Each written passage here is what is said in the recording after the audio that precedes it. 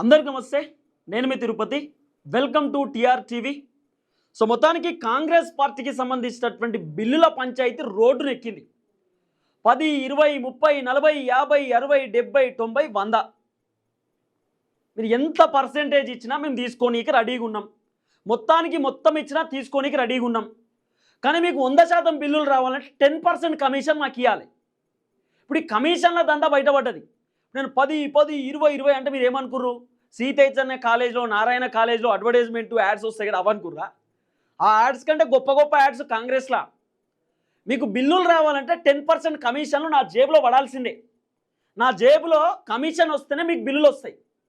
ఇప్పుడు మల్లు రవి గారు మీకు తెలుసు కదా, కాంగ్రెస్ పార్టీ ఎంపీ మల్లు రవి గారు బిల్లులు వసూలు చేస్తున్నట్ట, కమిషన్ల దందా.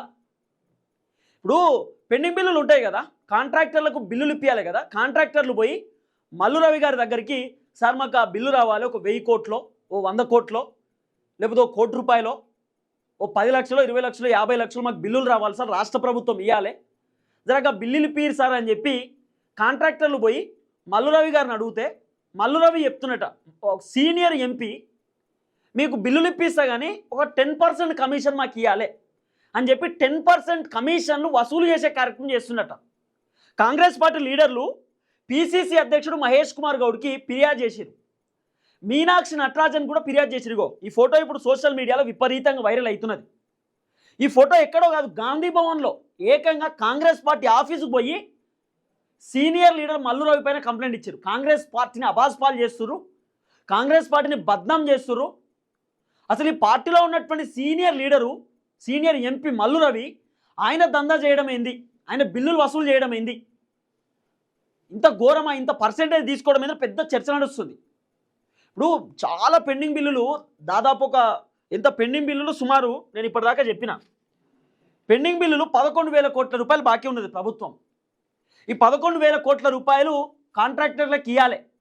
కాంట్రాక్టర్లు మొన్న బట్టి విక్రమార్క ఆర్థిక శాఖ మంత్రి ఆఫీస్ ముందు పోయి ధర్నా చేశారు. మాకు పెండింగ్ బిల్లులు ఎందుకు ఇస్తలేరు, మా బిల్లులు మాకు కావాలని చెప్పి ధర్నాలు చేశారు. తర్వాత మా దగ్గర కమిషన్లు వసూలు చేస్తున్నారు, ఎందుకు తీసుకుంటారు కమిషన్లు చెప్పని కూడా సెక్రటేరియట్లో వాళ్ళు ధర్నా కూస్తున్నారు, నిరసన వ్యక్తం చేశారు బట్టి విక్రమార్క ఆఫీస్ ముందు. ఆ ఫోటోలు వచ్చినాయి, వీడియోలు వచ్చినాయి, సోషల్ మీడియాలో పెద్ద చర్చ నడిచింది, అవన్నీ తెరపైకి వచ్చినాయి. కానీ ఇప్పుడు మల్లు రవి గారు ఇదే దందలో దిగిండు. చాలా సీనియర్ లీడర్, కాంగ్రెస్ పార్టీకి సంబంధించిన నేత. ఆయన మరి ఎందుకు ఇట్లా చేస్తున్నది పెద్ద క్వశ్చన్ మార్క్ లెక్క ఉన్నది. ఒక చర్చ వచ్చింది, అది నేను మీకు చూపించేటటువంటి ప్రయత్నం చేస్తా, వినిపిస్తా. మల్లు రవికి సంబంధించినటువంటి అంశం ఇగో. మా ఎంపీ బిల్లులు విడుదల చేయడానికి 10% కమిషన్ తీసుకుంటున్నాడు. స్వయాన కాంగ్రెస్ పార్టీకి సంబంధించిన లీడర్లే చెప్తున్నారు. జోగులాంబ గద్వాలకు సంబంధించినటువంటి నియోజకవర్గ ప్రజలు చెప్తున్నారు, అక్కడ ఉన్నటువంటి కాంట్రాక్టర్లు చెప్తున్నారు. కాంగ్రెస్ పార్టీ లీడర్లు మల్లు రవి గారి పైన ప్రెస్ మీట్ కూడా పెడుతున్నారు తెలుసా. ఆయన పైన నెగిటివ్ అయిపోయినారు, వ్యతిరేకంగా ఉన్నారు ఇప్పుడు ఆయన పైన. ఇగో, కాంగ్రెస్ ఎంపీ మల్లు రవిపై పార్టీ అధిష్టానానికి ఫిర్యాదు. ఢిల్లీ దాకా పోయింది పంచాయతీ. ఈ పెండింగ్ బిల్లులకు సంబంధించినటువంటి ఈ కమిషన్ వసూళ్ల పంచాయతీ ఢిల్లీ హైకమాండ్ దాకా పోయింది. పెండింగ్ బిల్లులను ఇప్పించి వారి నుంచి 10% కమిషన్ వసూలు చేసుకొని తన సొంత లాభాలకి పాల్పడుతున్నట్టు ఆరోపణలట. మల్లు రవి గారు చాలా సీనియర్ లీడర్, మరి ఆయన ఎందుకు ఇట్లా చేస్తున్నది పెద్ద question mark. Nagar Kurnool MP Mallu Ravi పైన క్రమశిక్షణ చర్యలు తీసుకోవాలని టీపీసీసీ అధ్యక్షులు మహేష్ కుమార్ గౌడ్కి మరియు ఏఐసీసీ తెలంగాణ ఇన్ఛార్జ్ మీనాక్షి నటరాజన్కి ఫిర్యాదు చేసిన అలంపూర్ నియోజకవర్గ కాంగ్రెస్ నాయకులు. జోగులాంబ గద్వాల్ జిల్లాలో కాంగ్రెస్ పార్టీకి వ్యతిరేకంగా పార్టీని అబాస్పాలు చేస్తూ ప్రజాభిప్రాయానికి వ్యతిరేకంగా వ్యవహరిస్తున్న వారిపై చర్యలు తీసుకోవాలని చెప్పి కాంగ్రెస్ పార్టీ లీడర్లు పిసిసి అధ్యక్షుడికి మీనాక్షి నటరాజన్ ఫిర్యాదు చేశారు. ఇప్పుడు గతంలో ఒక చర్చ నడిచింది. స్వయాన హరీష్ రావునే అసెంబ్లీలో చెప్పిండు, బట్టి విక్రమార్క గారు బిల్లులు ఇచ్చేటప్పుడు ఆయన కమిషన్ తీసుకుంటుండు 10%, 20% అని చెప్పి బట్టి విక్రమార్క పైన కూడా ఆరోపణలు వచ్చినాయి. బట్టన స్పందించిండు, నిరూపించండి చూద్దాం, నేను అసొంటున్నా మీకు తెలియదా అని చెప్పిండు. తర్వాత అనేకమైనటువంటి చర్చలు నడిచినాయి. బట్టి విక్రమార్క వాళ్ళ భార్య కూడా పెండింగ్ బిల్లులు ఇవ్వాలంటే 10% కమిషన్లు వసూలు చేస్తుందని, వాళ్ళ కుటుంబ సభ్యులు ఈ వసూలల్లో పాల్పడుతున్నారని చెప్పి కూడా ఒక చర్చ నడిచింది. ఇప్పుడు బట్టన్న పేరు వినబడ్డది, ఇప్పుడేమో మల్లు రవి పేరు. వీళ్ళిద్దరే కాదు, కాంగ్రెస్ పార్టీలో మంత్రులు కూడా ఇదే దందనట. మంత్రుల దగ్గరికి పోయి మాకు పెండింగ్ బిల్లులు 100 కోట్లు రావాలి, లేకపోతే 50 కోట్లు రావాలి ఇప్పియండి అని చెప్పి కాంట్రాక్టర్లు పోయి అడిగితే 10% ఇస్తేనే, అంటే 100 కోట్లు అంటే 10% 10 కోట్ల, 10 కోట్లు ఇస్తేనే మీకు బిల్లులు. అంటే వాడు కష్టపడతాడు, రోడ్లు వేపిస్తాడు, బిల్డింగ్లు కట్టిస్తాడు, వాడు భూములు తాకట్టు పెట్టుకుంటాడు, కుదబెట్టుకుంటాడు, అమ్ముకుంటాడు, అన్నీ చేస్తాడు, బిల్లుల కోసం వెయిట్ చేస్తాడు. ఆఖరికి బిల్లులు రావాల్సినటువంటి టైంలో 10% కమిషన్ అట. కమిషన్ ఇస్తేనే రండి బాబు రండి అన్నట్టుంది ఇది కథ. రండి బాబు రండి, నా జేబులో కమిషన్ పెట్టండి, బిల్లులు తీసుకోండి. ఇప్పుడు ఇట్నే ఉంది కాంగ్రెస్ పార్టీ పంచాయతీ మొత్తం. రేవంత్ రెడ్డి గారికి కూడా ఫిర్యాదు చేశారట కాంగ్రెస్ పార్టీ లీడర్లు. ఓన్లీ ఇద్దరు పేరే వినబడ్డది ఇప్పుడు, మల్లు రవి పేరు, బట్టన్న పేరు. కానీ పెద్ద పెద్దోళ్ళు ఉన్నారు దీంట్లో, మంత్రులు కూడా ఉన్నారు. ఏదైతే బిల్లులకు సంబంధించినటువంటి దందాలకు పాల్పడుతున్నటువంటి వ్యక్తులు చాలామంది. ఇంకా మీకు సీక్రెట్ చెప్పనా, కొన్ని నా దగ్గరకు వచ్చినాయి, కొంత సోషల్ మీడియాలో నడుస్తున్నాయి. కాంగ్రెస్ పార్టీ మంత్రులకు సంబంధించినటువంటి అనుచరులు భూదందాలు, ఇసుక దందాలు, రాత్రికి రాత్రి ఇసుక దందాలు చేస్తున్నారు తెలుసా. లారీలలో, ట్రాక్టర్లలో ఇసుకలు లోడ్లు చేపించి మహారాష్ట్రకు పంపిస్తున్నారు, ఆంధ్రాకి పంపిస్తున్నారు, వేరే వేరే రాష్ట్రాలకు, వేరే వేరే జిల్లాలకు పంపిస్తున్నారు. ఇష్టానుసారంగా దందాలు మొత్తం. దానికి గవర్నమెంట్కి సంబంధించినటువంటి ఫ్లెక్సీలు కూడా వేయించుకుంటున్నారు. అసలు భయంకరం తెలుసా, మరీ దారుణంగా తయారైపోయింది మంత్రులకు సంబంధించిన అనుచరుల దందా. ఇసుక దందాలు, ల్యాండ్ స్కాము, ఆ స్కాము, ఈ స్కామ్, అన్నిట్లో మంత్రుల అండాదండ. పోలీసులకు ఎవరైనా పోయి బాధితుడు ఫిర్యాదు చేస్తే అప్పటిదప్పుడే ఆ బాధితుడిని కవర్ చేయడం, ఆ బాధితుడిని బెదిరియడం. నువ్వు మా పేర్లు చెప్తే నిన్ను లేపేస్తాం, నీ పని చేస్తామని చెప్పి బెదిరించడం. మస్తు ఉన్నాయి ఇట్లా బయట.